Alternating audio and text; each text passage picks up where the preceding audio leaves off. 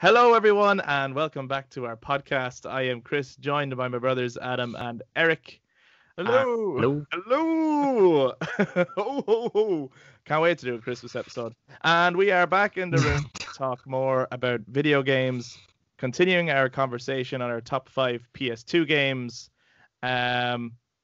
Let's just cut straight to it. We're here to talk about Metal Gear Solid 2: Sons of Liberty, which is one of the earlier PS2 games, and is a game that we have all played many, many times and are very, very familiar with. So when we launch into this, we are going to format this much like we did with the first Metal Gear Solid game, which is we talked about it very generally and very loosely first, and then got into the story spoilers. Because come on, we gotta. There's a lot to unpack. There's a lot to unpack in this. Yeah. There still is. Yes, there's some. And I don't know what to do. in some ways, there still is. Yeah. Whoa. Whoa. Who do you even play as in that? Eric, I don't know what you said. It's just like, in a way, it's saying like something is like censoring you from speaking, which kind of works for the episode. Lulelo. On to me. So let's not beat around the bush here. We're going to talk MGS2, all the things we like about it, all the twists, all the story stuff, all the characters, etc., etc. We will give you a spoiler warning when we're getting to spoilers, but for now, let's cue the music.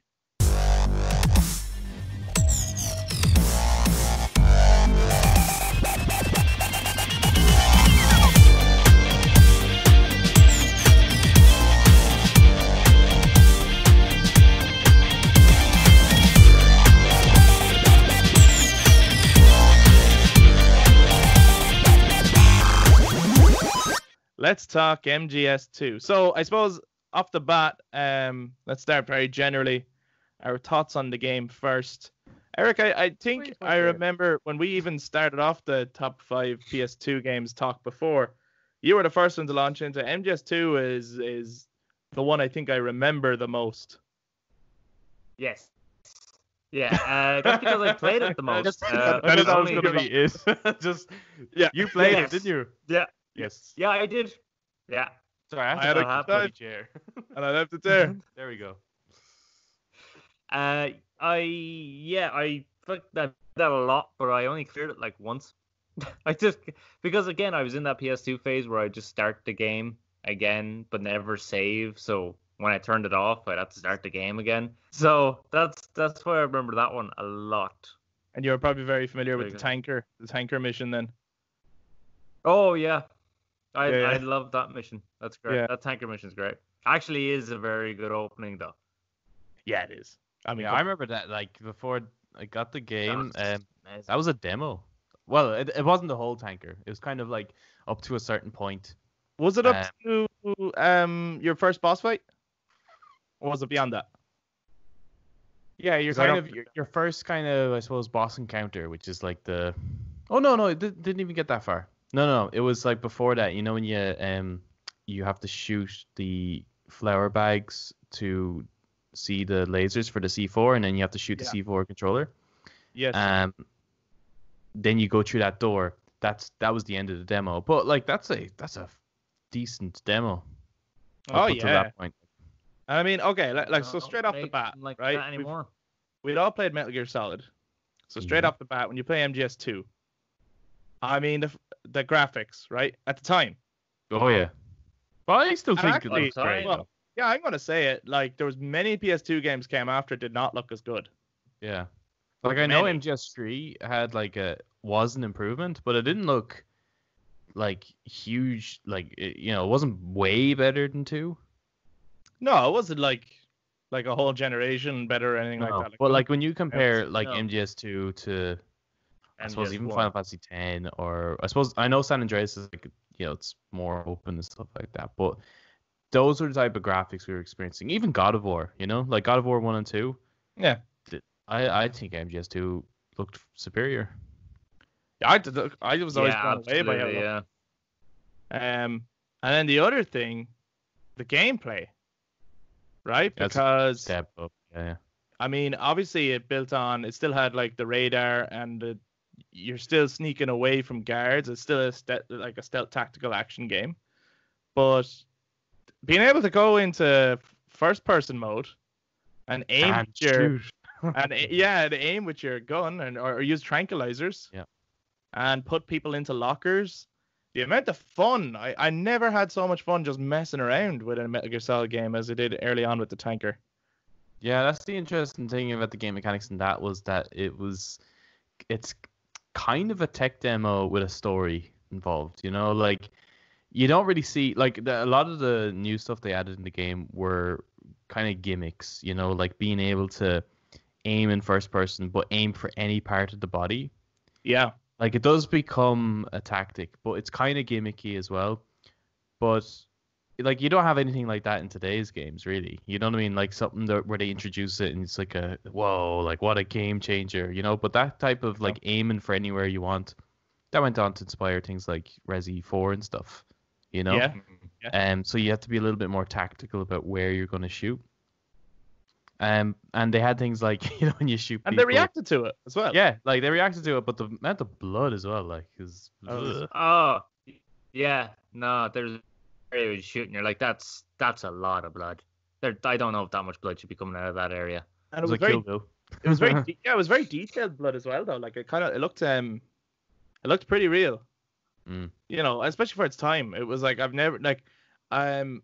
I do remember making a comment on that where I was like, I've never seen blood look this good in a game. It's a weird thing to say, but I do remember thinking that. I was like, wow. Yeah, I still think even to this day, it's probably one of the finest in like kind of representation of blood in a game. Because I think after this that, is what we love about it. yeah, Sure, but it does. bloody great. It has like yeah, there's like kind of a realism to it that like you know like there's lots of blood in Gears of War, but there's something about Gears of War that looks kind of comical in comparison. Yeah, it's kind of cartoony. Yeah. Same with Mortal Kombat. Like Mortal Kombat has buckets of blood, but like it doesn't look as shocking as like NGS2. Like when you see the blood coming out and then the color of it and the way it splats on a wall, like there's something really kind of realistic about it. Even if the amount of blood is maybe unrealistic, there's just something about the quantity, the splatter, and the color just looks right. Yeah, it looks right, Brian. It looks right. It looks good. It looks great. It looks great. Was there anything else in the gameplay that you felt was like a huge improvement or that really stood out to you? Well, I think the aiming thing I think is the main one. You know, like apart from just being able to shoot wherever you want, you're able to shoot like bottles or fruit, and for no reason, like there's no tactical advantage to that other than just you can, you know. Yeah.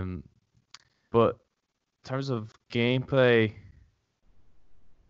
I don't know if there has been much of an advancement apart from the aiming.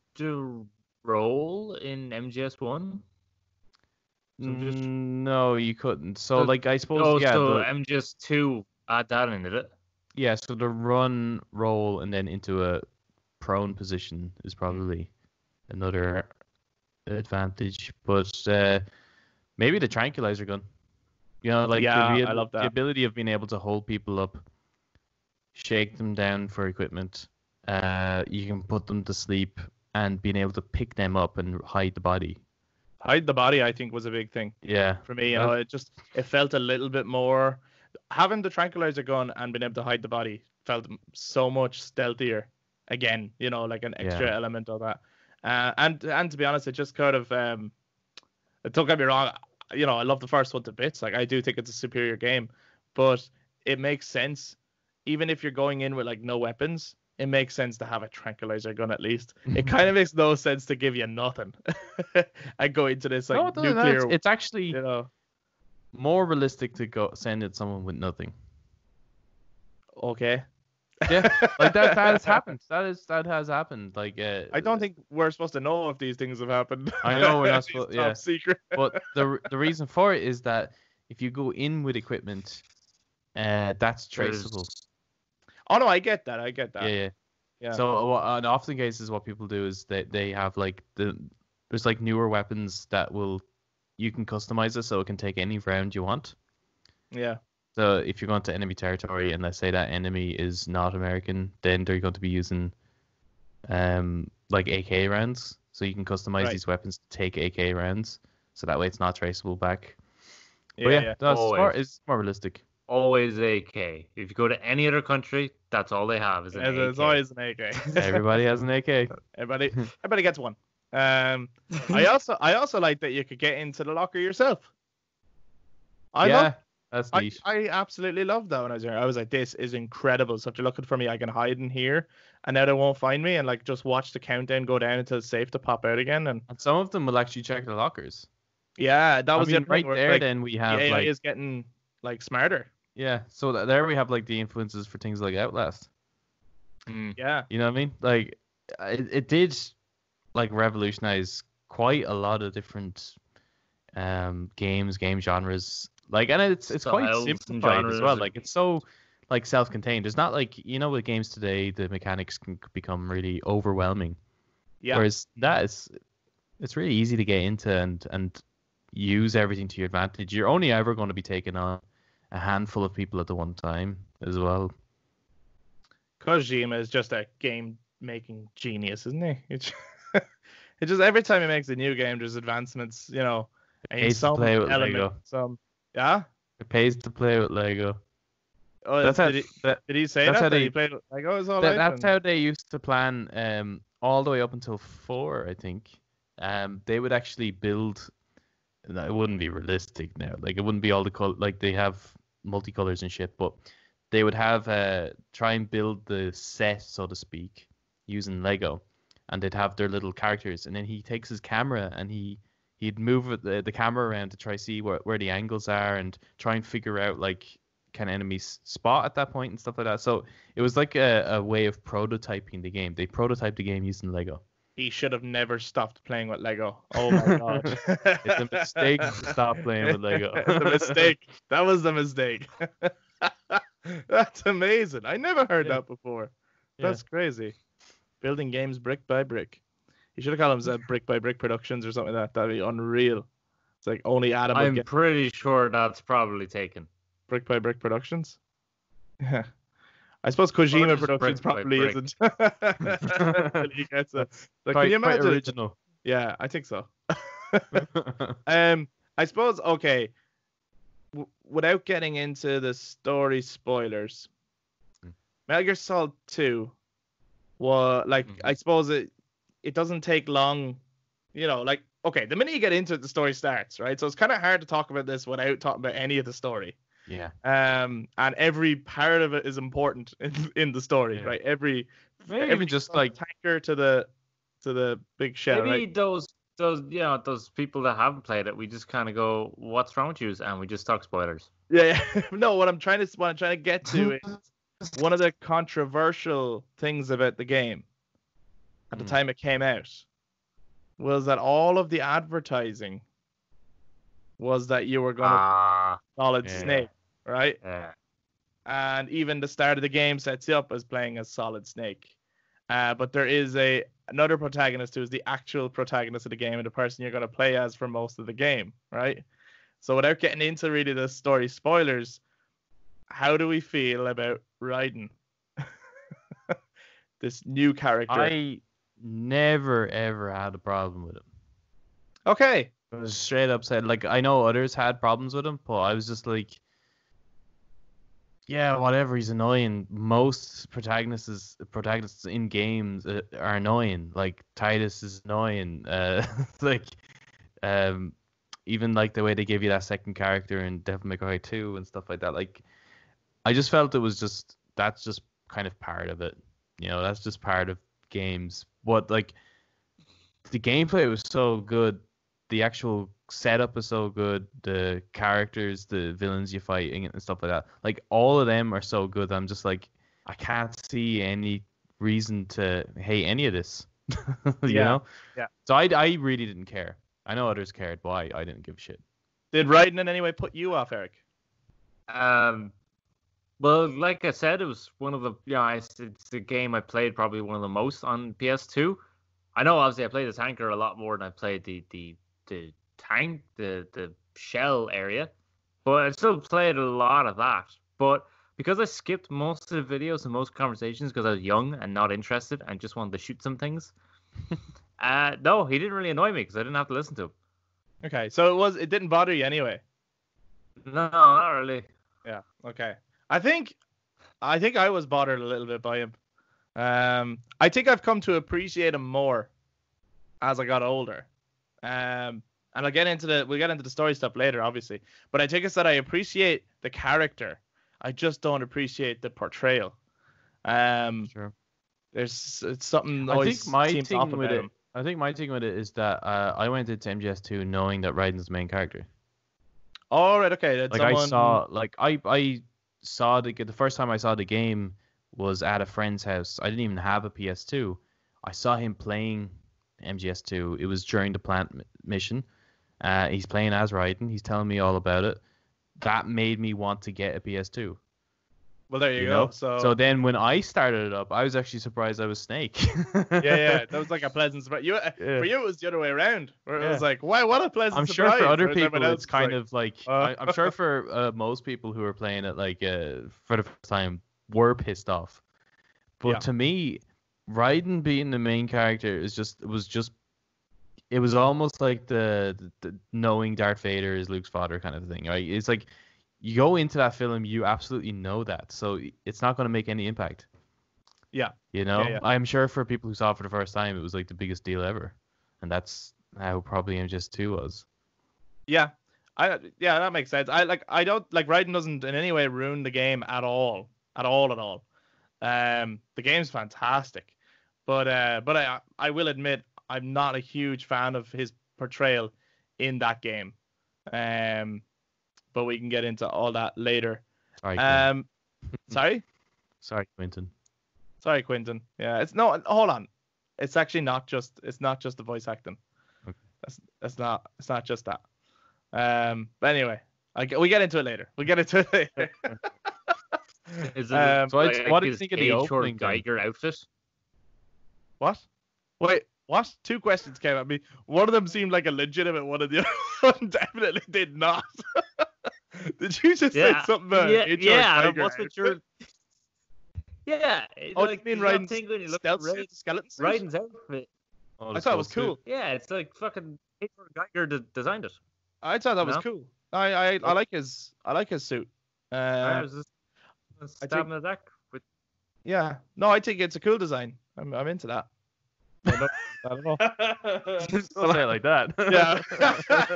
I'm into it. Yeah. Especially when you can't fucking breathe properly.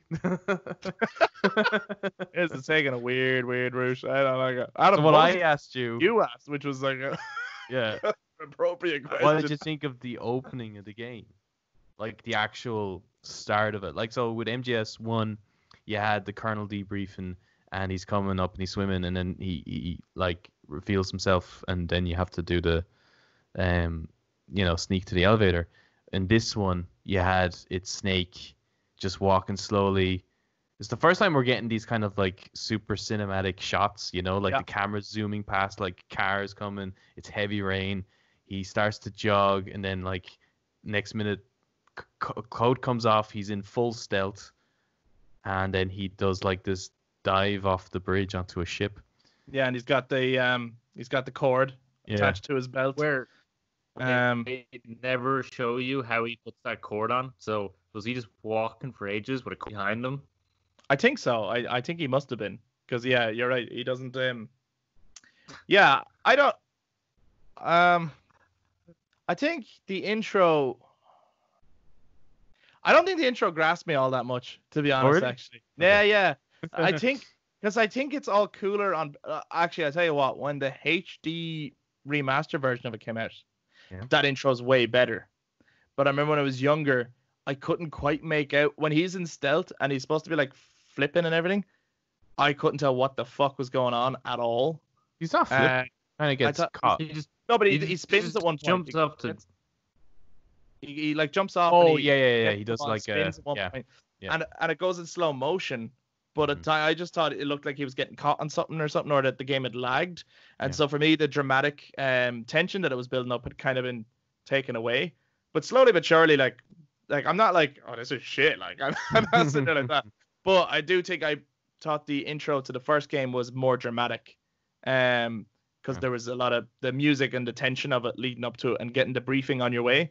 I thought was more dramatic. But I mean, as soon as you're on the ship and you're going around, tranking soldiers and shit hits the fan, I'm like, I'm in. I'm sold. Yeah. But I did think the jump off the bridge, for me at the time, I always thought was a little bit weird. I was like, I don't get what happened there. I couldn't make it out. Yeah, but the cool moment isn't really that build up. It's the moment when he lands. Yeah. It's the bit when he lands, right? and it's the hero landing. And then the stealth gets where the lightning is going. Yeah. Then you have the lightning coming from him because the stealth is breaking because And he looks up and you go. technology. I thought that's such a brilliant moment as well, because everyone like who clears the first one at some point unlocks stealth. Yeah. And to start the game off with him having stealth and Otacon being his pal as well just makes total sense. But then they give you an explanation as to why it fails. Like that. Because they're like, we can't give it to you. Come on. But we also want to acknowledge that, you've played a Snake and he has become a legendary hero and he's a badass. And that's the other. I must say, I don't think Solid Snake has been as cool as he is in this game, right? And part of that is because for a huge chunk you don't play as him, because he can be that legendary hero who doesn't fail and knows exactly what he's doing and is an absolute pro when the story dictates exactly what he does, and you can't play as him fail. Like, you do get to play as him at the start, obviously, but later on into the game, he's just unbelievable at everything he does. Like, there's a point, I'm not going to ruin it, but there's a point where you do a sniper mission, and if you're finding it too difficult, you can always call him and go, here, you may take over. And you could just watch him snipe like a boss. Like, in ways that if you were controlling him, you wouldn't be that good. You just wouldn't do it. Yeah. You're like, wow, Solid Snake, you badass. I wish I was playing as you. But if you were playing as him, he wouldn't be that good. His portrayal, Solid Snake's portrayal in MGS2 is just awesome. Yeah. He's so cool. What do you think of the overall kind of setting of the game? It's very different to Shadow Moses. But it's not. Which is great. But it's also familiar. I thought it was a really good way of isolating you. Like, they make the map. Actually, is the map even bigger in this one? No. Than Shadow Moses? I don't think particularly bigger. No, but it's just really cool by setting it laid out. Sometimes, I suppose, because you can see a map, and early on, even though you can access all the areas, early on it looks like you can straight away. Like, you look at the map and you can actually see what's ahead of you. In Shadow Moses, you don't really get that. So in this sense, it seems bigger because you're like, wow, look at, there's two huge areas here to go to. So in that sense, I think it might seem bigger, even though it's not. I like the kind of claustrophobicness of it. Okay. The tight kind of route, like tight, like the really narrow corridors, and even like the bridges are really narrow. So when like dealing with enemies, there's multiple ways to tackle them. It's not just like you can just run around them. It's like you can shoot them. You can shoot them. Railing and He's gone. He's gone. Again, we must apologize for the quality of the call as we're doing this away from each other in lockdown, where we're calling over Skype. So at times the audio and the visuals might not be at their best, or we're really clever and this is themed and there's interference coming in on purpose on the codec. But I think I grasped what you were saying, Eric, in that... Am I back? You're back. I'm back. You're half back. You're kind of like back. In and out. You're back and forth. I'll have to speak in sign language. Yeah. You tell us, we'll tell you what you're saying. Basically, you like tight corridors. Is that the gist of that long speech, is it? Setting his class. Sure. Tight. Sure. Yeah. Sure. Let's go with that. I know. No, I heard about all the tactical side of it and being able to peek around corners. And I think that probably helps a lot with the first person gameplay mechanic. Yeah, and then just being able to like peek out and take a shot as well. What I think is impressive is that like the big shell, it's so like everything looks kind of the same, but they managed to make every room kind of unique and different. Yeah. Like it would have been horrendous if the whole thing was just every room exactly the same layout and look. Would and have been monotonous. Yeah. Would have been pretty boring. Like, but yeah, they it's just so well designed, the whole thing. Yeah. There's different challenges ahead at different points and stuff, I love that. It's still got that Metroidvania, Yep. unlock. You start off in some space and there's so far you can go, and then you'll open up more and more of the map as you go on, and you'll collect more and more weapons and gadgets as you go, and your life bar doesn't increase in this one, does it? It starts off pretty big. Yeah, it starts off full this time around. Yeah, it doesn't increase like the first one, no. But still, you still have the like the thing is laid out like a puzzle to solve as you play, and I love that, and I love the aquatic theme. Yeah. Game. Like the Metal Gear of this game is an aquatic weapon, and you're on the tanker at the start, and a big, what is it, an oil plant essentially, or it's a cleanup plant, right? For an oil spill. The plant is to clean up the oil spill of the tanker where the tanker sank. Yeah. Right. Yeah. So, okay, very shortly we're going to get into the story stuff because I just feel like we can't hold off much longer, right? But the last thing that we can talk, because the gameplay is very similar to MGS1. We've talked about the first person stuff and the putting people in lockers, and the gameplay or the graphics have been improved. There's only so much we can hold back, right? So, the last thing we could talk about that's non-spoilery, I feel, is the music overall to the game, because it was another topic that we talked about in the first one. Yeah. So, what do you think of the music to MGS2? I actually really like the music for MGS2. I don't think it's as good as the first one at all, but I think it is very fitting.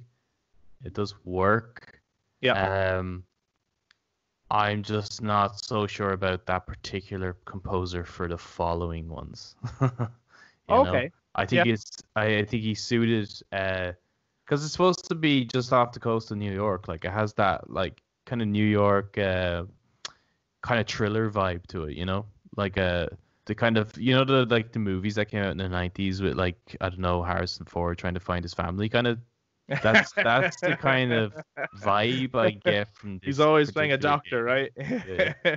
I think that's actually, I know, like I made loads of jokes about those. I think that's the same guy in a series of movies, and the plot is that his family do get taken in each of them.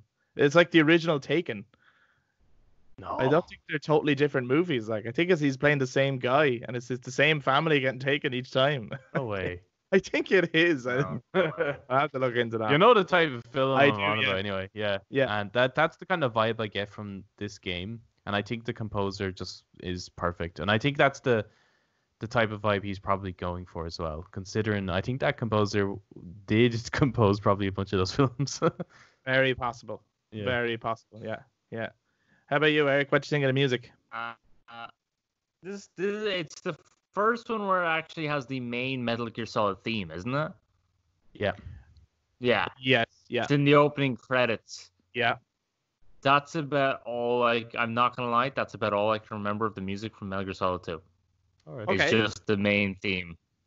So unfortunately, I can't actually give you an answer on that. So don't ask me what my favorite theme is from that game. No. This was gonna be it, really, because I don't think. Because I only know one. Like, okay, that main theme is amazing. It's incredible. Absolutely amazing. It pumps me up every single time.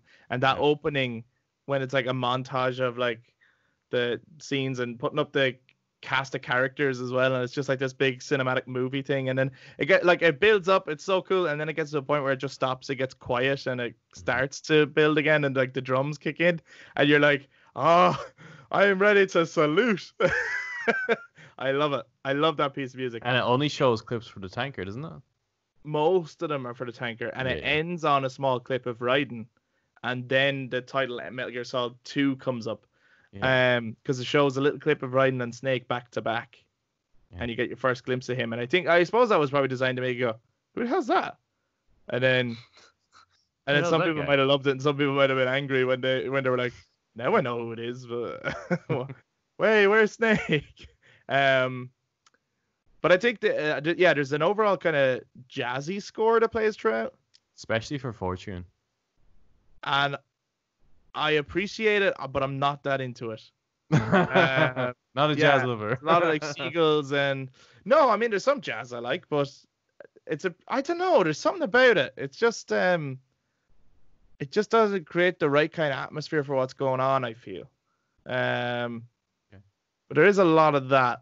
But then there's a lot of other really great tunes. I know there's a great battle theme with the final boss. Mm-hmm. And it's like a rock and roll tune. Yeah, it's almost like something out of Tekken nearly. Yeah, it is. And I always got really pumped for that one. Eric is just like, what's a battle tune? And that really fitted. You fight God at the end of this? What I think is great is like you were frozen on like, you know, your face was like this. You're just frozen on that for a while. Yeah, you should like get a snapshot of that and use it as your profile picture on any social media from now on. So yeah, I have mixed feelings on the music because the main theme I think is one of the best pieces of music in video game history, but a lot of the music is very forgettable, I think. Okay, so what you're saying is the composer isn't an improvement because even the main theme he didn't write. It's just his variation of it. No, because that's the end. That's the Metal Gear Solid theme. You get that at the end of the episode. His variation of it is... Yeah, his variation is very good. Is amazing. It's absolutely amazing. Because I was always like, oh, please play that again in the next few. Never revisit it.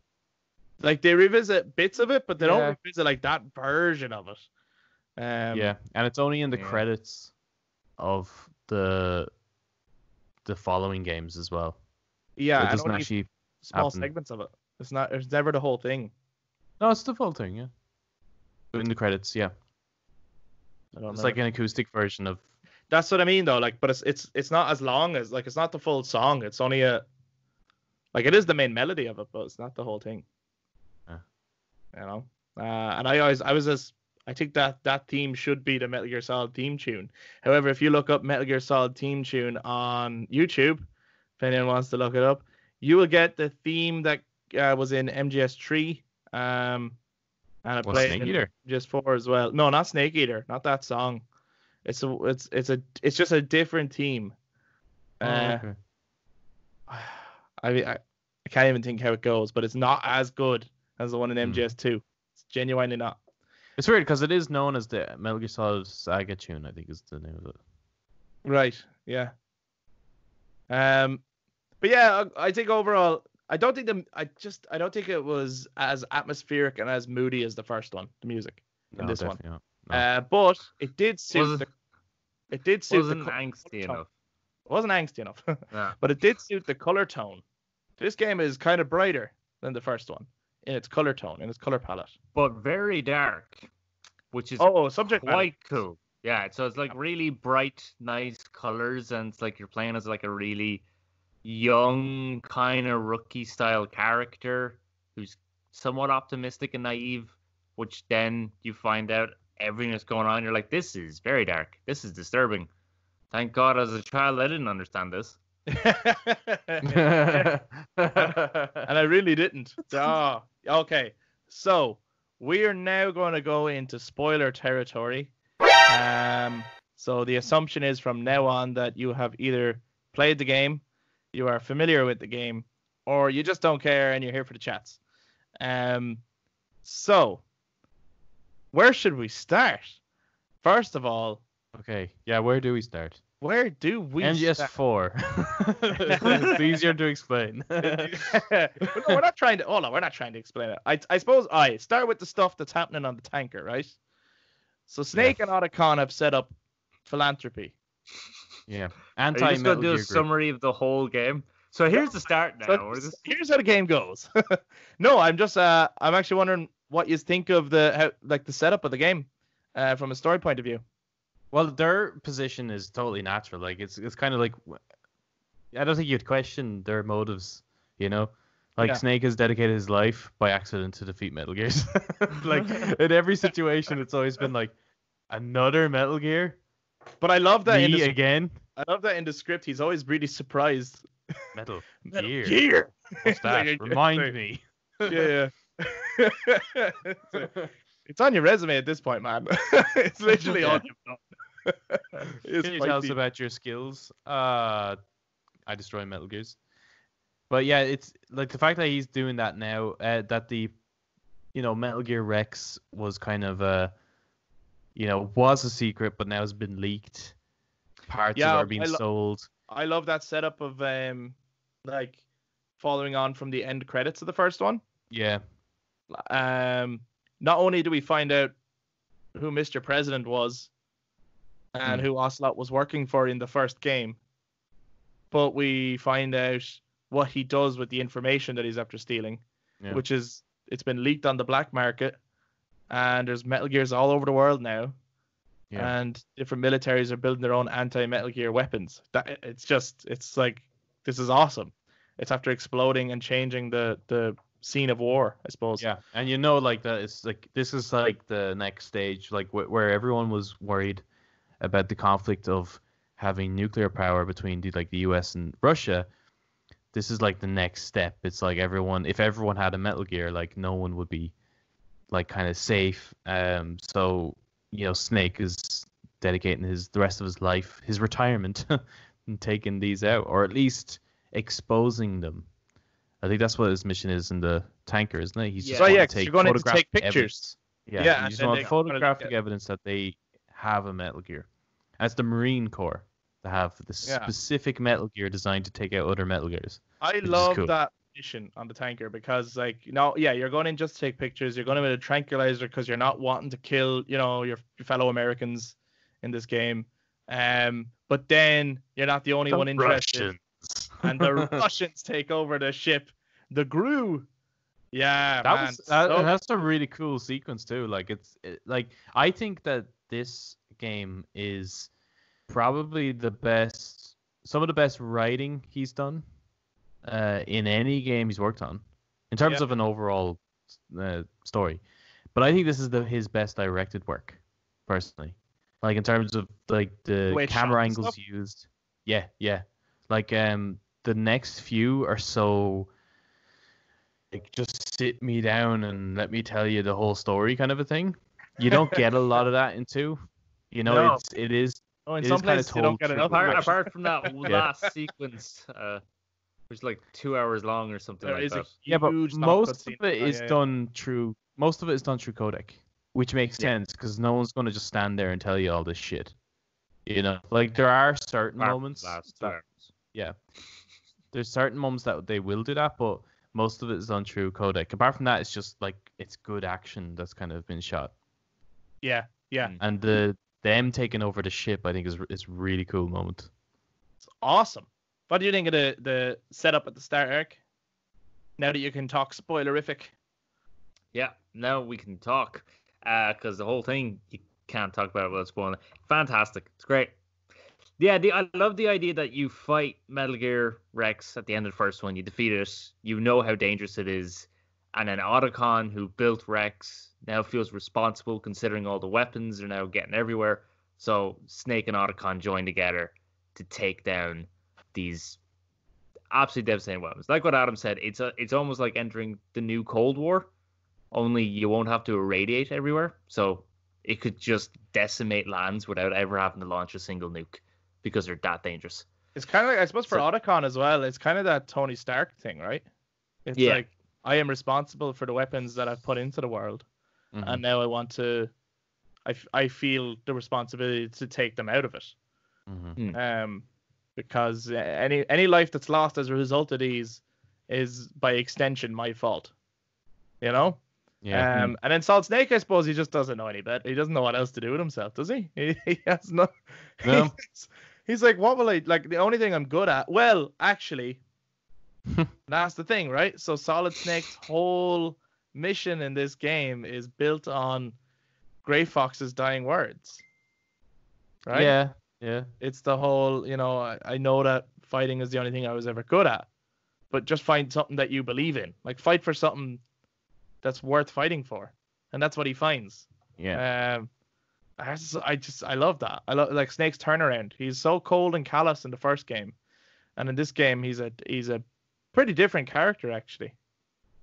Yeah. Yeah. The and also I love the like at that beginning section, the introduction of characters is done really well. So we see the Russians come down, and then we get Gorlukovich, his introduction. Yeah. And it's the way Snake says that. He says it, and he's just like Gorlukovich, and then we as the player assume then there's some sort of history. Yeah. Gorlukovich has now been a player. Important. Yeah, he's been a player this whole time at some shape or form. And it just kind of, I think getting that introduction and then his daughter Olga is like a really, really cool way of cementing kind of her importance in the whole thing then as well. Yeah. But the connections between the first two games, right? Because it turns out Gorlukovich was the guy who helped arm the guys in the first one. He gave them the Hind D, right? Yeah. Oh yes, yeah, he did, yeah. Yeah. So that was Ocelot was getting stuff from his friend Gorlukovich. Right, yeah. And I think you do hear it mentioned once, like it's just a little offhand name. But now he's a full character, and his family has a heritage in this overall story. It's so the story is so rich. Yeah, and thus the interconnection of all the characters is fucking insane. It's kind of like the Star Wars of the video game world. Metal Gear Solid is. It's actually like there's all everyone's related. Yeah, and there's all this interesting, sci-fi stuff and everything going on as well. But really, it's like a big family opera, right? Yeah. When you break it down, and like there's so much going on with everyone's backstories. Like Otacon's backstory in this game. Oh, that's so good. It is crazy. Is in incredible. Every meaning of the term. Actually, Crazy. everyone's backstory in this game. Yeah, it's so good. Like, that meme of the dude, I can't remember what it's from, but he's like standing there trying to explain the thing, and he's got all the wires going across, like joining theories and stuff. It's Charlie Day from Sunny. Yeah. He's got like the cigarette now, Trying to explain this game would be like that. Because we just mentioned Gorlukovich with his connection to the first game, and then his daughter Olga, and then what she ends up being for the rest of the series as well. And then how like Otacon and his backstory and what that means for the rest of the series. And then there's like his sister Emma gets involved, who's like developed the Metal Gear for this game. And then there's Raiden and his backstory and his connection to Solidus with his backstory, and it's like actually let's talk about Raiden now from a story perspective. Our main character, I think he looks up to Solid Snake, right? Yeah. So because he always refers to him as like his briefing is that he has the leader of the terrorist group is Solid Snake. Right. And Raiden kind of doesn't dead at this point. Raiden doesn't believe it. Yeah. He's kind of like, you mean the hero of Shadow Moses, and for the whole thing he's a bit kind of like, I still can't believe Solid Snake is the leader. I also love, you just reminded me, there's a fantastic detail where he like questions, is like, could he really have been dead? It's like, we found his body and it was like proven genetically that it was 100% match as Solid Snake. They fucking used Liquid's body to cover it, so the Solid Snake could fake his death. Yeah. Man. That's wow. Cool. Wow. Jiva, you're fucking genius. So good. But yeah, I suppose I think the importance of Raiden in this game is that he's actually like the player in a way. Yeah. They could not tell the story that they wanted to tell if you played a Solid Snake for the whole game. Oh, absolutely not. No, it just Not wouldn't. It wouldn't be possible at all. Because that's the only thing. Like, okay, so I agree that for me, Raiden is annoying. Yeah. Because I don't mind a rookie character. I just don't think he looks like a military man. Mm-hmm. Like I don't think the haircut is ridiculous. I don't think the haircut is realistic. That's one of the it's a minor thing, but it's a bit annoying. You're right. Like he just you doesn't wouldn't look be. like an actual soldier at all. And we're supposed to believe that even though it's his first mission, we're supposed to believe that he's a badass and that he's worthy of Foxhound, right? Mhm. And he had the codename Snake at one point. They've just taken it off him, or changed it. So just his design, it just doesn't add up. And then the way he talks, he's kind of whiny. Yeah. In fact, he's not kind of whiny. He's very whiny. He whines the whole fucking time through this game. Every time he calls up the codec, and even early on, he's actually right to be suspicious. But he's suspicious at the start without any cause for being suspicious. What are you not telling me? The colonel comes out. Yeah, he's straight away. He's like, anything yet? "What are you not telling me, Colonel?" And the colonel's like, "I've literally told you everything I know so far. I have literally not hidden anything from you yet." So as annoying as he is, I do think it's necessary to play as a rookie character for this game to tell the story that it's telling. And a rookie character with a background in, fighting. Yeah. Oh yeah. Jesus Christ, his backstory. When I was older and actually listened, I was like, "What the fuck?" Yeah. I know his backstory bothers me though. He's way too nice and childish. Yeah, but he is the player. Yeah, he's the player. I know.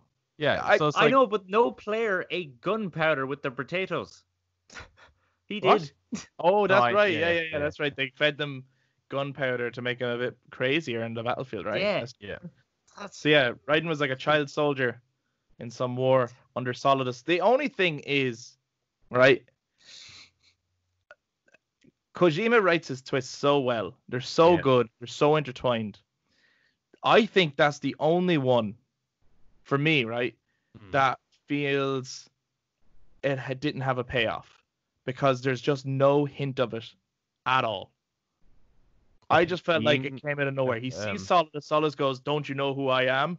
And now I'm going to tell you your backstory that has been not hinted at once. And also, I raised you. And also, I killed your parents." And it just all gets lumped at you at once. And you're just like, what?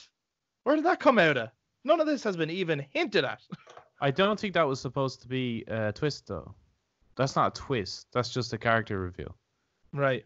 And again, it's just a further explanation of you as the player. Like, that's the thing about this game, is that it's actually the most self-aware Metal Gear game. Like, I know we were talking about MGS1 and how that breaks the fourth wall, and other Metal Gear games do as well, but this is the only one, I think, that actually pretty much knows straight out that it's a game, kind of. That it's... And that's the plot. That is the plot of the game, is that it's a game. The player is this person who has played other games where he killed, but he's still coming at this fresh, and that is Raiden. He's a person who has killed before, but he's coming at this with fresh eyes. So, like, Raiden, I don't think his backstory is a twist. It's just more like letting you know that his training in this situation is as effective as you as a gamer. Because you're good at this game because you have played other games. Right. Yeah. You know? Yeah, no, it's just, for me, I just think it would have been nice if at some point in it, especially when talking to the codec or even when he talks to Snake, if someone had mentioned when he was young or something, and not what happened, just like brought it up, and if he just went, "I don't want to talk about it," and that would have been enough for me. Just something so that later on I'm like, "Oh shit, he's gone through some crazy shit." Sure. You know, it would have worked better for me. That's the only thing. Yeah. What were you gonna say, Eric? I love because again, potatoes. Potatoes, boil them, mash them, stick them in stew. Because I love that they play with the idea of Raiden, like, obviously questions Colonel. He's like, "Well, what are you not telling me?" And Colonel's like, "Are you shitting me right now? I've told you exactly your mission. You just landed here." But I love that he's like thinking, "Oh, there's obviously something you haven't told me about my mission here on the plant." And that you, as the player, obviously play Metal Gear Solid, and you're like, well, there's obviously going to be some sort of twist playing this. And then the twist is that you were trusting the wrong person the whole time, which is great. Well, what do you mean? What do you mean by that? Go further. Take it a step further. Okay, right. Yeah, we're spoilers. Come on. Okay, so the fact that Raiden knows that Roy's not telling him everything, but he's never talking to Roy, but he thinks it's Roy, and you also think it's Roy. So yes. I love that twist of that he's trusting the same thing that we trust, that's actually backstabbing us and putting us through this horrible simulation just so they can, I don't know, test their own system or something. You're just like a cog in their ever-growing machine. Yeah. So the kernel is a computer program giving you instructions that you have to follow, which is no different than a gamer playing a video game in which he's getting instructions from a digital character in a game. Which is why I love when he starts glitching, and then there's that meta moment where he's like, you need to turn the game off and all this kind of stuff. But it's like, it tells you straight up. It's funny and weird. And actually, that's a point where the music works really well. Because it gets really, there's all these choirs and it sweeps in and out, and you're running through this weird, creepy place. You're like, this looks so different to the planet. Where the fuck am I? What's going on? Why is kind of like Colonel turning into a skeleton? What the hell is going on? Yeah, and there's like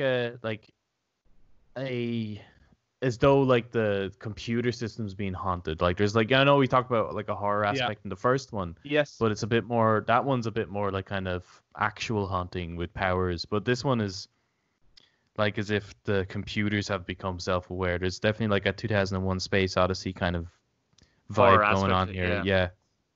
I love that whole thing because I love that, and I love the big twist of what's actually going on, that the mission is a simulation and that it's all been organized, because the game is aware that it's so similar to the first one. Like the scenario is so similar and certain scenes are similar. And as a gamer, you're kind of like, well, hey, that's cool. Got the same thing. I remember I wanted the same thing again. But then it twists it all around where like it's the same. Not because he hasn't got any ideas, it's the same on purpose. Because they're reorchestrating the events of the first one. It's just so good. Yeah. It's so good. I love that, like the Russians as well, without even knowing it, because the Kurlukovich, pretty much they all come back to try like capture the president or something. The president of America. They're wanting the. They've done they're working with Dead Cell. Yeah. And then it's just like, no, this is. Yeah, you're doing exactly what we want. Even though you think you're not, you're doing what we want. So it's even I love that aspect. Like people's choices are not their own. Yeah, that idea of like, you can go with the system, go against the system. Either way, you're doing what the system wants. Yeah. It's really good. And as well, I think Ocelot plays such a fascinating role in this game. Like where he was confusing in the first game, it's at this point you're like, who is he with? I don't know. Is he good? Is he bad? What is going on? How did you feel when very early on in the game, realistically in the scope of the game, and I suppose we have to stick to what we know of this game. Yeah. Ocelot gets possessed by Liquid Snake because he got Liquid Snake's arm grafted on after the first one. What did you think of that? Well, I was 11 and I thought it was badass. I was a kid, so I mean, I was all in. I was just like, this looks like straight up kind of anime kind of shit, So I thought it was a really cool way to bring back the Nemesis. Snake's Nemesis, so to speak, Yeah. I was 5 then. First seeing that. No wonder I never got. You don't have to tell me how you felt about it then, even now. Oh yeah. Well, how I feel about it now is even fucking cooler because I know how it ends. Like. Right. Yeah. Okay. Yeah. It's hard in hindsight as well to. Yeah. I thought it was a great reveal. The idea of like having because obviously in the first one, Ninja Grey Fox cuts off his hand, and then next time you see him, he's got a hand, and you're like, how'd he get that hand? And then, oh, look, it's like some weird sorcery necromancy. He's got Liquid Snake's arm. So it's like your two nemesis combined into one. It's like some Power Ranger stuff. Awesome. I remember I loved it. I absolutely loved it. Because for me, I loved Liquid Snake as a villain anyway. And I loved the paradigm between Solid and Liquid. You know, the relationship between them. So to have Liquid back, like I like Ocelot, but I loved Liquid. So I remember when he first spoke, and then it sounds like Liquid, and then it does like the flashback thing, showing Liquid and everything. PS1 graphics. Yeah, and I was like, wow, this is amazing. He's back. And then throughout the game, Ocelot's having these moments where he's trying to keep control of his body, and he's losing control, because then as a result, what happens is so Ocelot in this game is obviously the agent of the Patriots and ensuring that what they want to happen is happening, right? By playing different people against each other. Yeah. But Liquid then is the wild card that they didn't expect, that they didn't predict, that they didn't plan. He's the one thing in the entire... They planned for Solid Snake even. Like, they planned all of that. They played Solid Nauticon. They played Raiden. They played Solidus. Like, nobody's plan is their plan. Like even Solidus is like, I'm going to take down the Patriots. We want you to try to take us down. That's part of the plan. Because we got Ocelot to help you do that. Because he's part of the plan. But Liquid is not part of the plan. And as a result, things don't end quite the way they wanted it to. Yeah. And I fucking love it. So good. So good. I've said, like, when you're playing it, like, so the game's called Sons of Liberty because the main head of the terrorists have called themselves the Sons of Liberty. They're trying to free the world from the clutches of the Patriots. Right. What's so bad about that?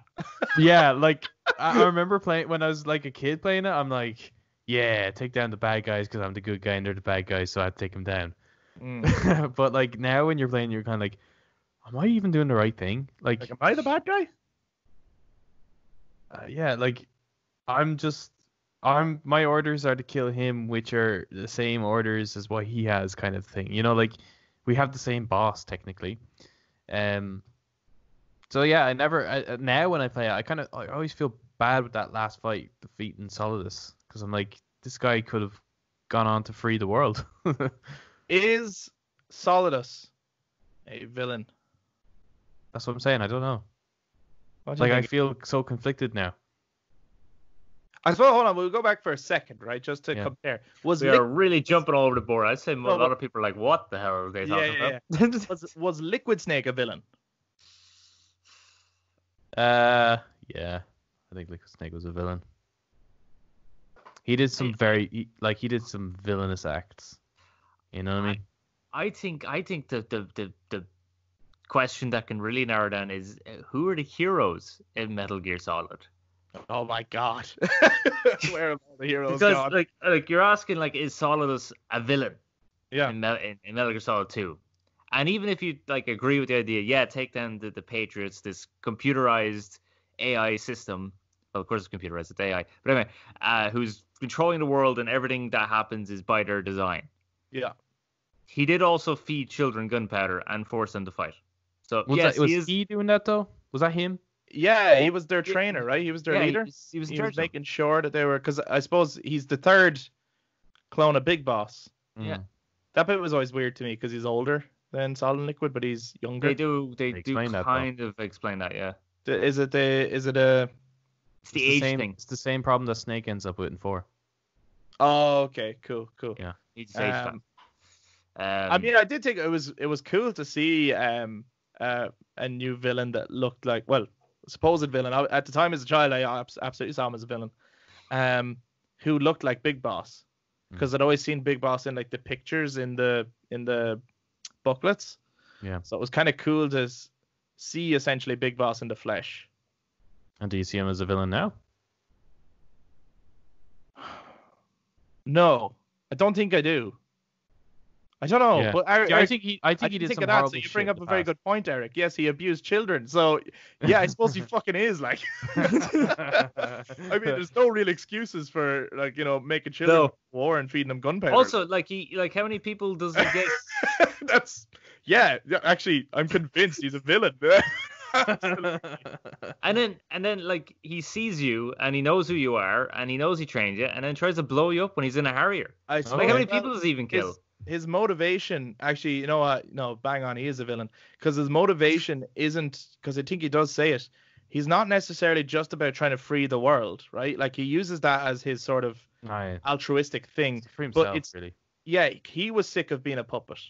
Yeah. And so he was like, I wanted to be the most powerful man in the world, but even when I was that, I wasn't. Yeah. So it really is self-motivated. He's a bastard. I love that guy. Asshole. I love Gone from like, no, you know what? I feel sorry for him to what a prick.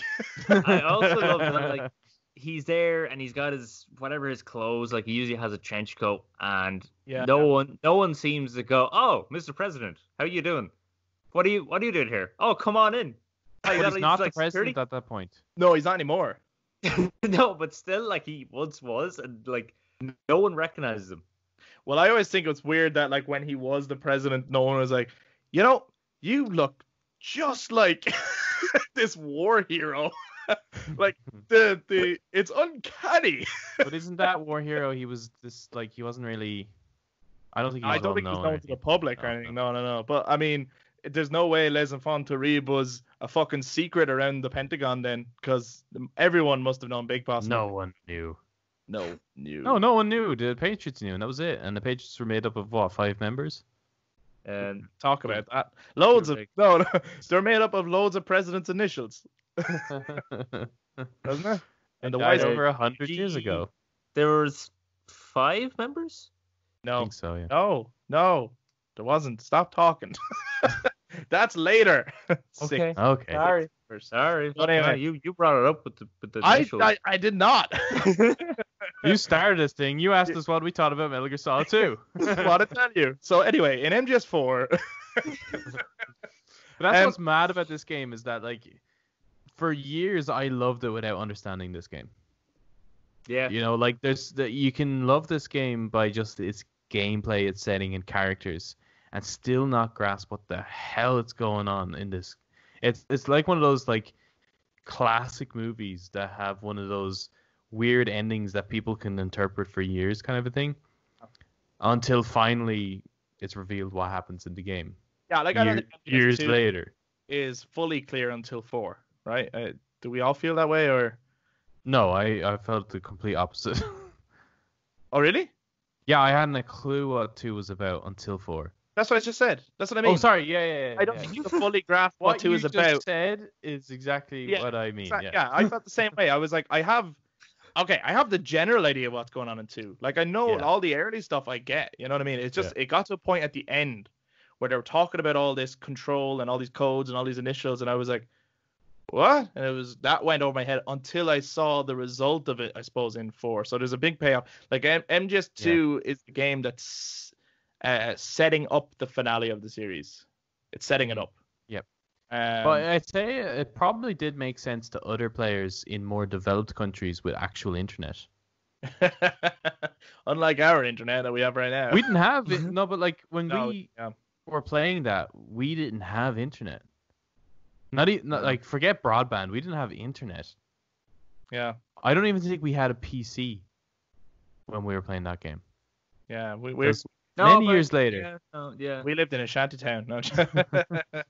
So the stuff that they're talking about, like controlling the information technology and all that kind of stuff, like it's not really something that would have struck us because we weren't even aware that kind of existed. You know? I think the game is, and the themes of it are even more relevant now. Yeah, even more relevant now. Just because I suppose we all are connected. But it's isn't it based like it's supposed to be based in 2015 or something? The game, even though the game came out. Yeah, in they were 2001. always set a few years before, or ahead of time. Because I think wasn't the first one 2009. It's set in 2005. Sorry, Metal Gear Solid 2 is set in 2009. Oh, is it? Oh, yeah. Is it? Yeah. Oh, you know, sorry. The tanker mission is 2 years after Shadow Moses, and then the big plant is 2 years again after that. Oh, right. So yeah, it would be the main events would be 2009. Yeah. Okay. But I mean, at that point, you had social media exploding everywhere. You know, everyone's on it. It's crazy. Kojima kind of predicts the future. I think he's a psychic. We should ask him what's going to happen so that we can prepare for the future. Probably and should. he goes, just play my games. Yeah, he's just Oh, predicted that. That's Stranded's So coming. glad. Well, Yeah. I'm fucking glad he didn't make Silent Hill then. Fuck's sake. That would have been awful. Best game, worst life. So we could say that about all his games. Yeah, I mean, yeah. I don't know. I think I'd rather live in the world of Metal Gear Solid rather We than do. That's what we're saying. We do fucking live in that world. We live in MGS2. We were talking about Solid as Snake, whether he's a villain. I suppose we should talk about, because we talked about it in for MGS1 as well, the other bosses in this game. What do we think of the members of Dead Cell?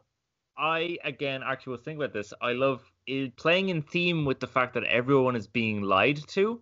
Yeah.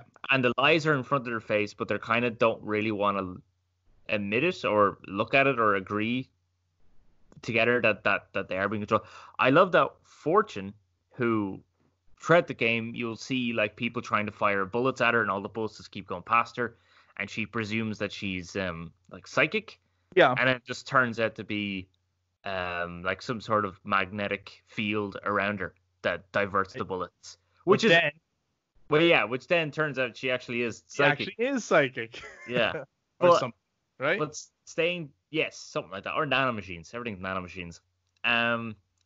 But it's staying just with the idea of that. Like, that's on her.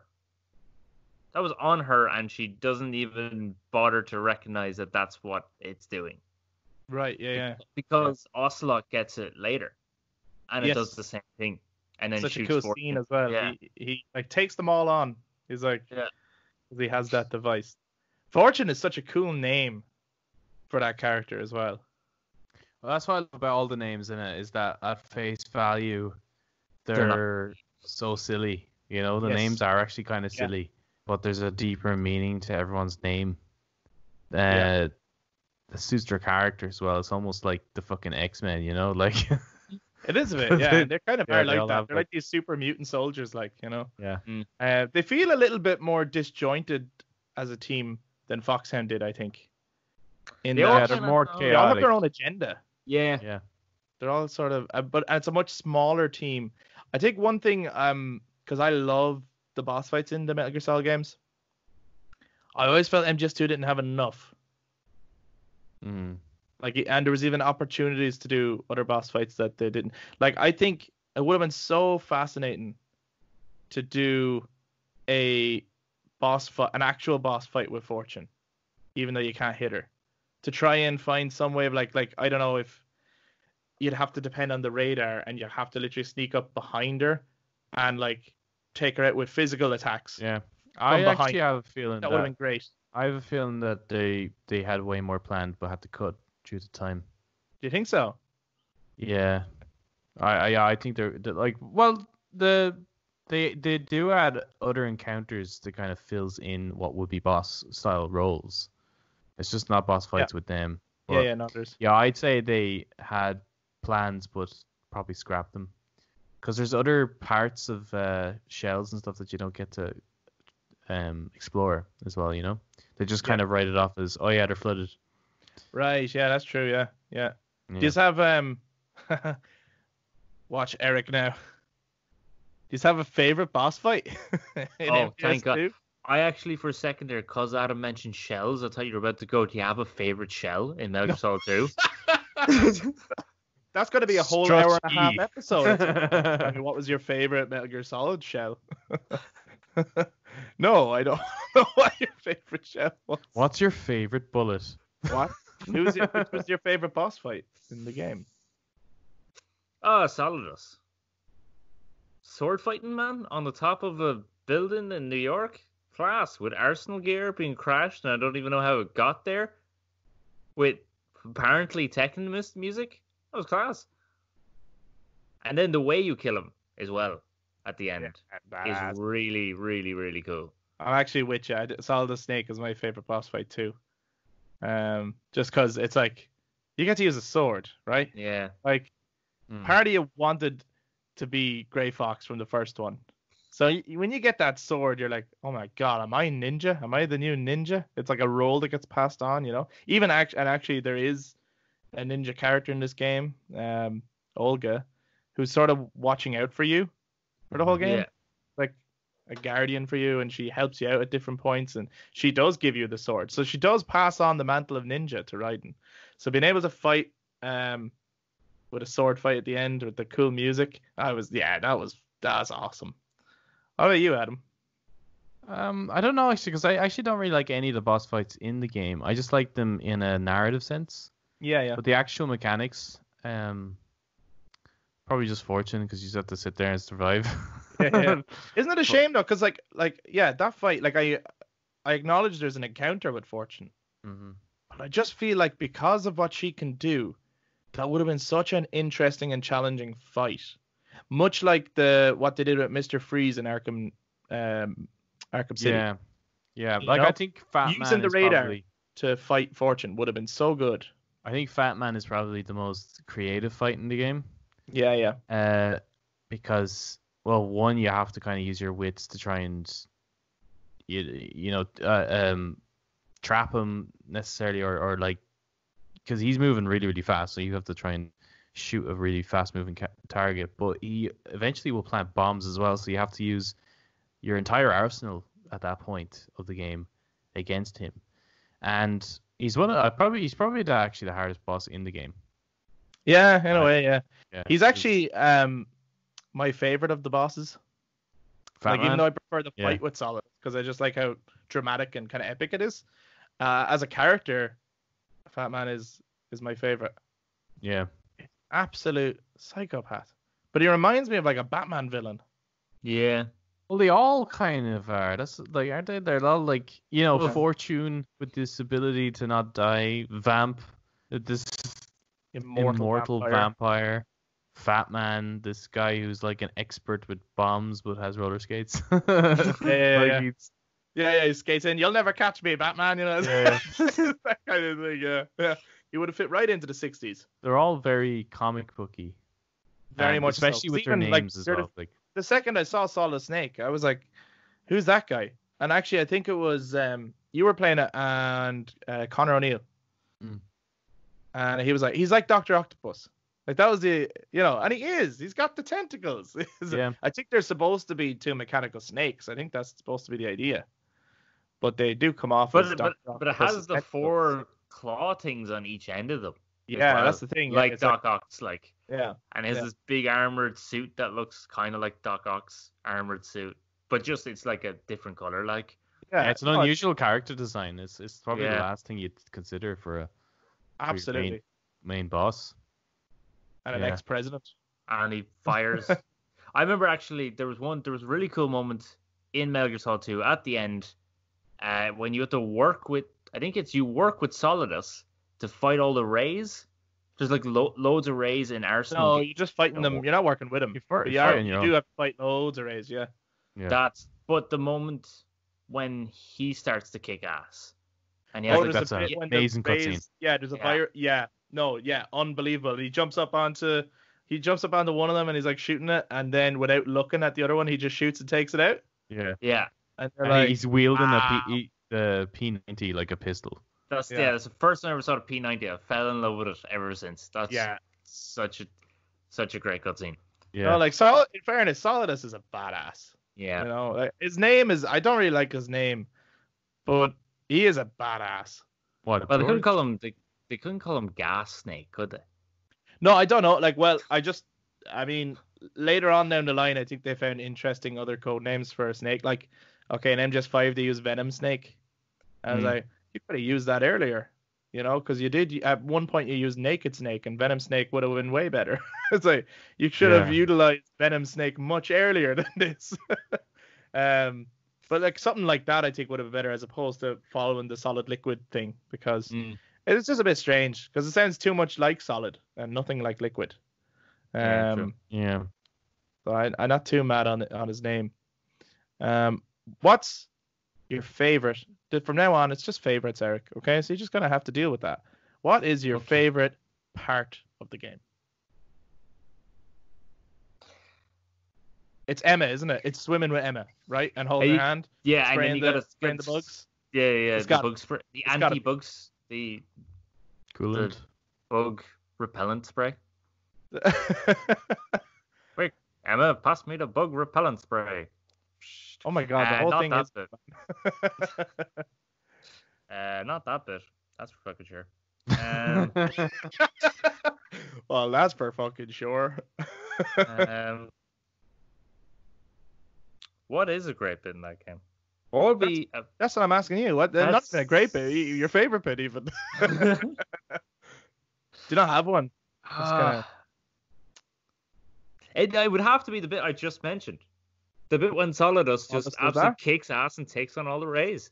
And amazing moment. When fucking Ocelot turns on everybody, that entire cutscene section is amazing. Yeah, no, it is. It's so unreal. good. How about you, Adam? Either that or the first time you meet Vamp. That moment is so cool. Like going into that hallway, it's reminiscent of MGS1 with the blood in the hall, and then he starts killing. Right? Yeah, he kills everyone in that room, and then it's like you try to make the jump on him, but he nearly gets you until Solid Snake makes an appearance. But then he nearly screws up Solid Snake as well. Yeah, he fucks up his arm. Yeah, there's no need to mess with this guy. It means business. Someone calls him off, actually. That's the only reason he leaves. Yeah. Remember, he gets a call from Fortune. It's like, otherwise, Vamp might have killed him. Yeah. Both there and then. Yeah, Vamp's pretty cool, isn't he? Yeah. He is. Yeah. I love when he cuts one of the guy's throats, and the guy goes down to his knees, and he just puts his head back, and the blood sprays up, and he's just basking in the blood. It slowly starts dripping from the ceiling then as well for the rest of the cutscene. Really? Yeah. Not a star. Wow. Yeah, it's really slow drips. I used to love replaying that. There was a thing in none of the other Metal Gear Solid games had it, but there was a thing called theater mode on MGS2 where you could go in and you could change the characters, who plays who. I don't know why I enjoyed it so much, but I used to love replaying that scene, swapping out the different characters, and even using Ninja Grey Fox as Vamp's role and watching him kill loads of people. And some of them were fun. You could hit random sometimes. There was an old lady with a handbag coming in, and you're like, what the hell is that? What's going on? But I think my favorite part of the game is hunting down the C4. Bomberman 3D. I love it. I love the Peter Stillman story. That's cool. I love that he raised Batman. I love that he's faking his limp the whole time because he failed to stop a bombing and wanted to come out as a victim so that people would feel sorry for him instead of blaming him. Bruh! That's the kind of shit that I fucking love about Metal Gear Solid, right? I just love that. And then he gets hit, you hear him go off in one of the calls, and later on you open a door and he's floating in the water, and Yeah. You see, that's why the room is flooded as well. That's his bomb right. went off. Yeah, his bomb. But I just love that it's through him you get Fat Man's backstory, right? Yeah. It's not a case of someone just randomly calling you up, and it's not a case of when you kill Fat Man he starts on his deathbed telling you his life story. Or after defeating him, you don't get some calls here, let me tell you about that person. No, it's okay. I'll tell you anyway. Yeah. I'm kind of busy right now. Hold up, it'll only take half an hour. But yeah, I love chasing and cooling down the C4 and everything. It's one of the parts of the game that's absolutely nothing like the first one. It's a totally new segment, and I really enjoyed it. And I just like the idea of the when Peter Stillman's breaking it down to you, the actual. So there's the looming threat later on of a Metal Gear and the actual big plot. But the C4 kind of mini plot thing is if we don't stop this now, these few bombs will actually structurally damage the whole thing. It'll drop and kill all the hostages. And the oil spill. The oil spill will be worse, actually. Yeah. So I just love that thing where it's we are in immediate danger right now. This is just as bad. This is a terrible thing that we need to stop right now. And I just love the Fat Man backstory. He used to love watching clocks. Because he's nihilistic, the thing he likes about bombs is they count down to your death. Like, I just think that's so cool.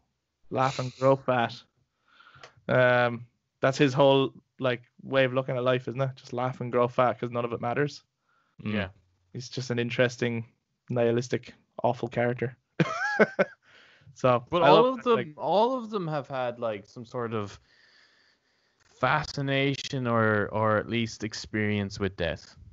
You know, like Fortune wants to die because she wants to finally be with her father, but she can't. but she can't die because of the little gizmo. Yes, it's amazing that they use that. Like, she looks at her ability as a curse as opposed to a Yeah. gift. Yeah. Really good, and she's sorrowful the whole way through. Yeah, but all of them though, like I mean, that's why you get this kind of like X-Men vibe off them. Like they all hate their ability, kind of, but anyone else would kind of go, "Damn, that would be fucking awesome." Like I think Vamp as Vamp well. wants to die too as well, but he Not can't that he die. wants to die, but he nearly did. Yeah, Vamp doesn't want to die in this one, No, he doesn't. No. but later on he Well, does. his backstory is that he did yeah. nearly die. Everyone around him, everyone he loved, did die, and in order to survive, he had to, basically eat everyone around him, essentially. Wasn't he? He was like trapped or buried under like a church or a church. cathedral or something with his Yeah. family, Yeah. and he was the only one that survived. And then to keep himself alive, yeah, he or hydrated even. He started drinking the blood of his dead relatives. Yeah. Kojima. Yeah. Every time we talk about a Metal Gear Solid game, my head just goes, oh. Well, there's just so much. I mean, like these So much characters to are talk just so colorful, you know. Yeah. Well, maybe not colorful is the right word, but they're in so much depth to them. And then the main plots as well are just always so twisty. They're so twisty. Oh, that's twisty. I have to actually on twisty the topic of twists. There's plenty of minute, and we won't be able to talk about them all. Nope. But what is your favorite twist in Metal Gear Solid 2?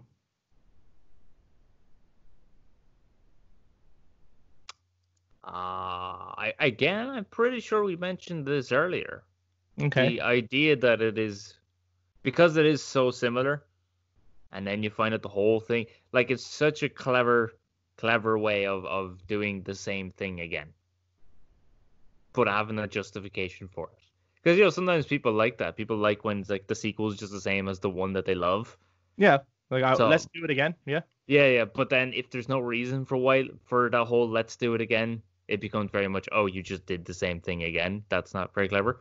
So the fact that they do actually make it a very, very important reason as to why they did it again. The idea of the Patriots want to make another Solid Snake. Yeah. But under their control, which is kind of the same way as the Les Fontarib project, that they want lots of big bosses under their control. Right. And So now that they're they- finding a new thing. They're like, right, Yeah. clone thing isn't really working out anymore.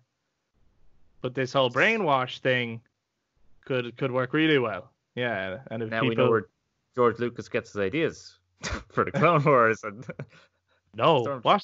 What are you talking about? The Clone Wars Yeah. was mentioned in the 70s. I'm joking. I saw Adam put his Adam- finger up. Adam like, was- I Adam got was- a little I something. got it. I got I got it. It's like Uh, it's one of those things though that just didn't hit till way later, you know. But the advertising for the game, that's my favorite twist. Is that they never showed Raiden? Yeah, like the fact that they were hiding that, like that.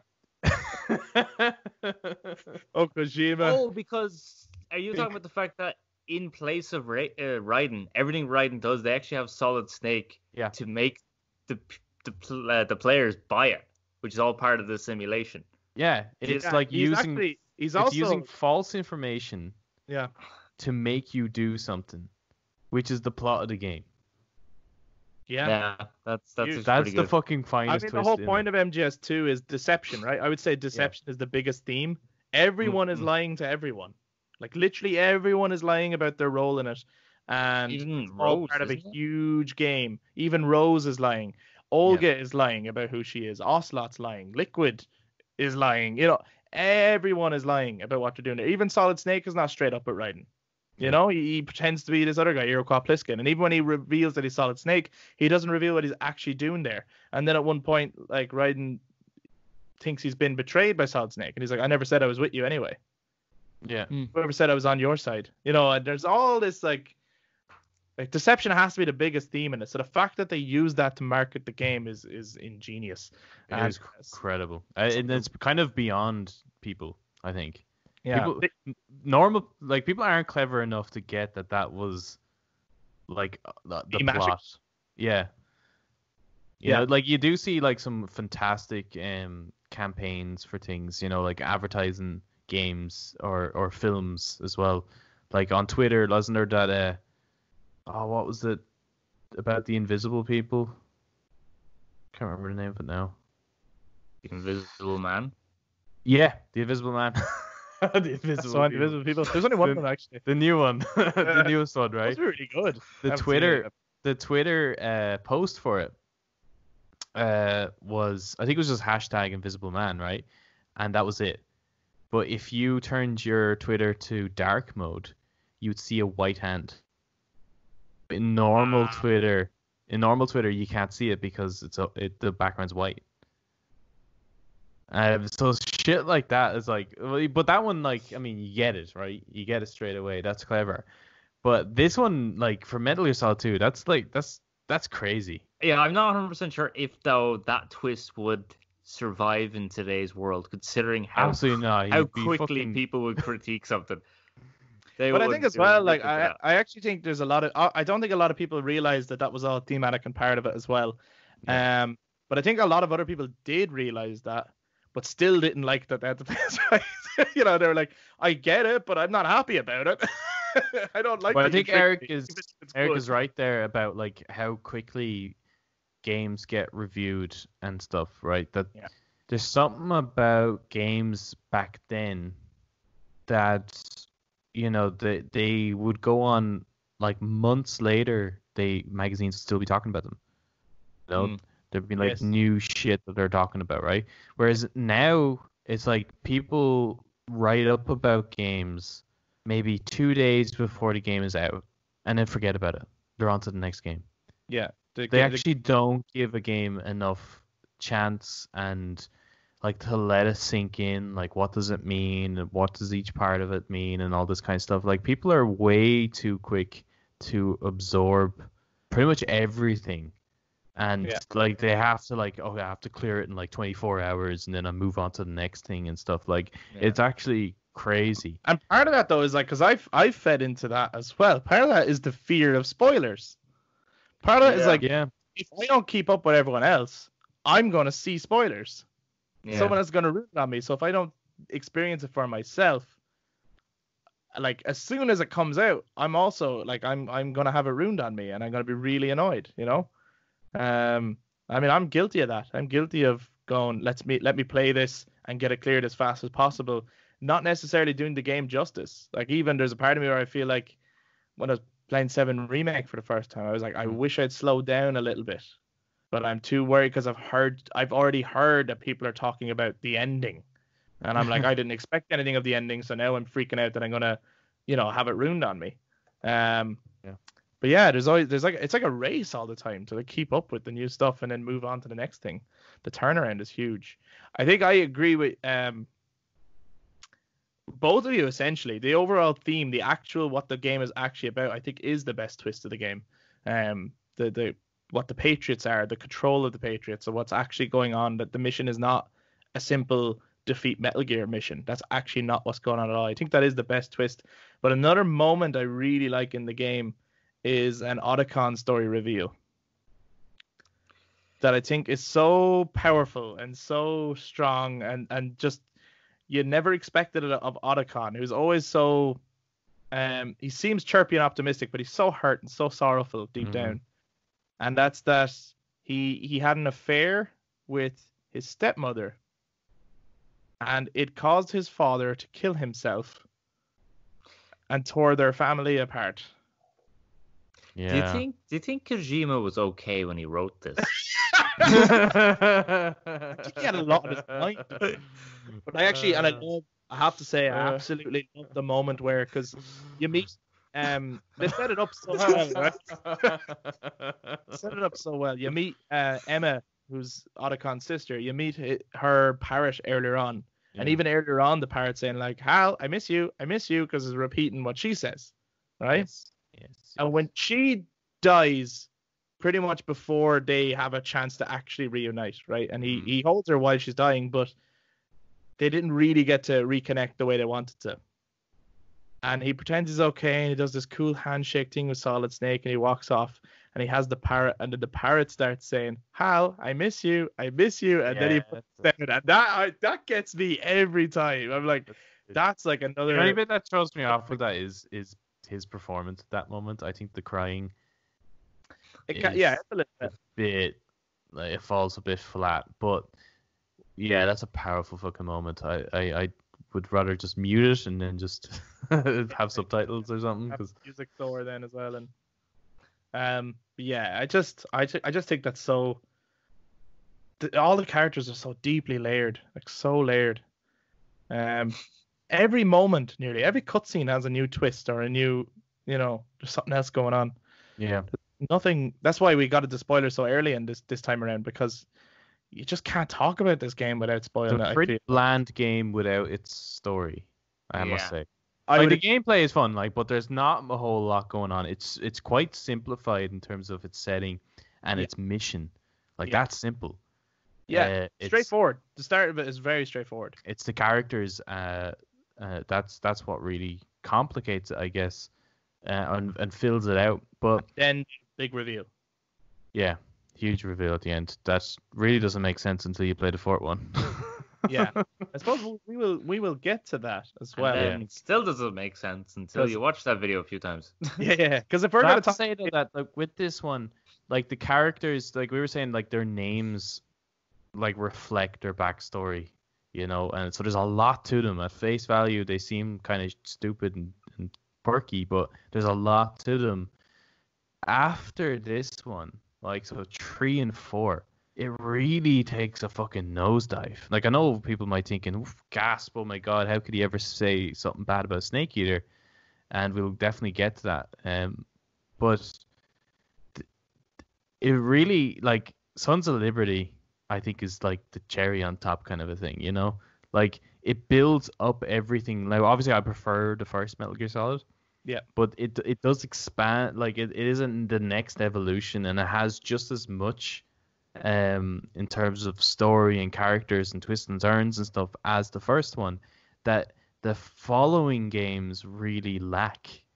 They don't really have the same amount, with the exception of maybe a few characters. But yes, of course. Yeah.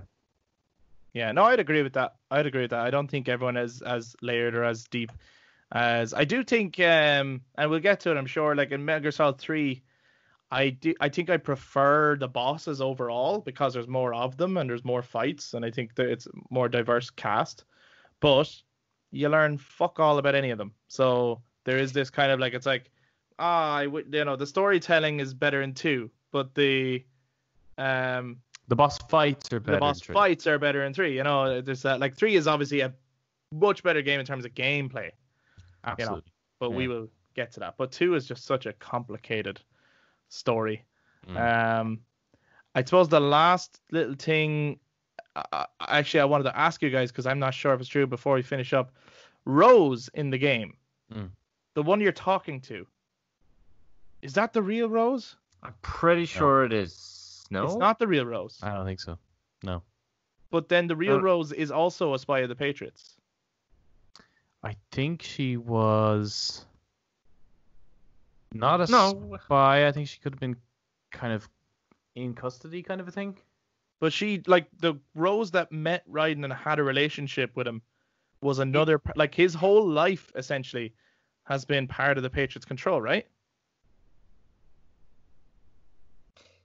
Yes, yeah. When he meets Rhodes, that was part of the plan, but her getting feelings for him wasn't part of the plan. But the one that you think is the Patriot AI one mentions stuff in their past. Right, they know all their past, don't they? Yeah. I know, but there's something. They would have those recordings and shit like that. They'd be able to reconstruct it. I think it's the real Rose that. No, the codec one is not the real Rose. But yeah, I think you're right that their relationship was planned.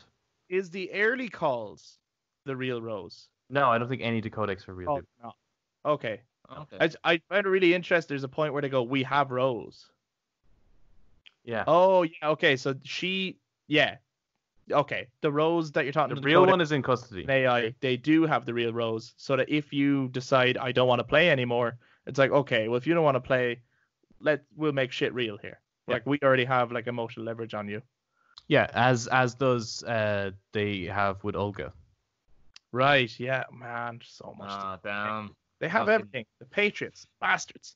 But anyway, that sums up our thoughts on Metal Gear Solid 2: Sons of Liberty, which, by the way, is also the best title of a Metal Gear Solid game.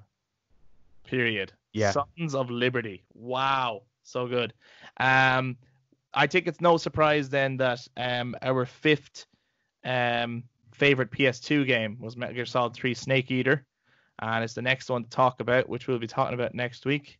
And I'm looking forward to jumping into that one. But until then, take care and let us know your thoughts on MGS2. Bye-bye.